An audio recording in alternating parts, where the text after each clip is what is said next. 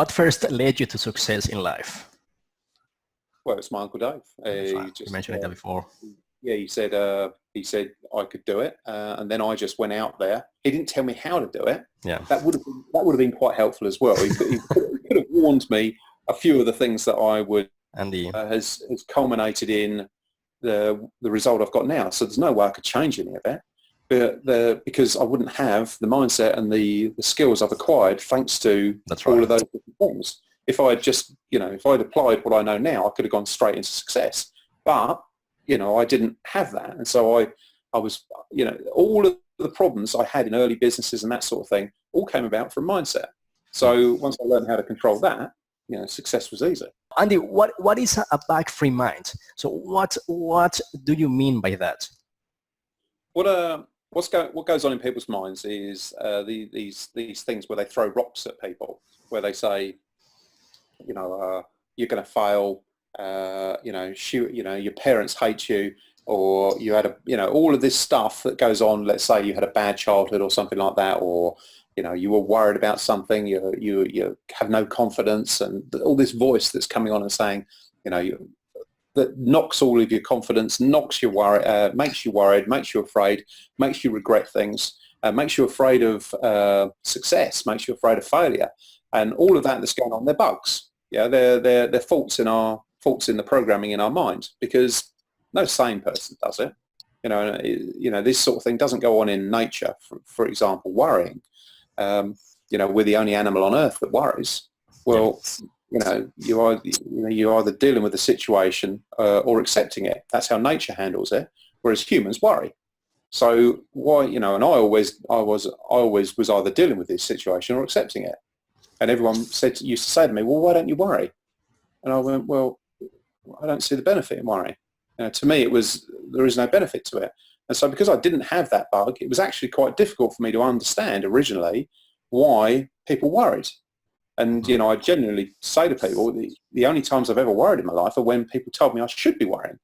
And so then what happened in 2009, as I said earlier, all of a sudden I found out there was this noise in my head. I was trying to silence my mind, and there was this noise going on saying, well, what about this bill? Well, what if that happens? What if that doesn't happen? What if you don't get this to work? What if that?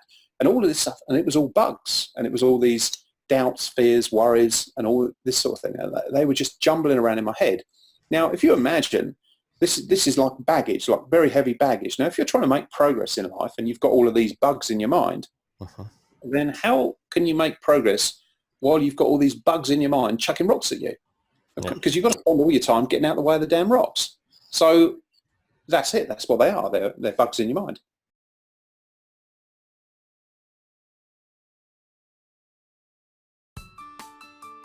If someone wants to really up-level their standard of the quality of life, their vision of personal growth and achievement in terms of business success or family relationships or personal growth, I mean, it's phenomenal. It is transformative. Since reading the books, I don't judge people. I don't worry about anything.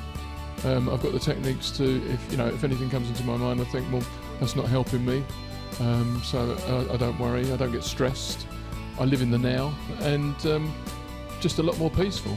And I just feel that life's going the right way. I have found out that things like stress, fear, anxiety, these things are illusions.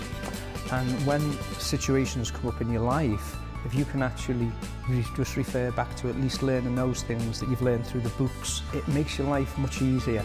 It makes your life better, and it starts, in my case, to put me on a better path. As everything really valuable in life, most things are really simple, and it's all about finding the things that you love to do, and the financial benefit is a byproduct of that. Yeah. Who he is being just speaks volumes.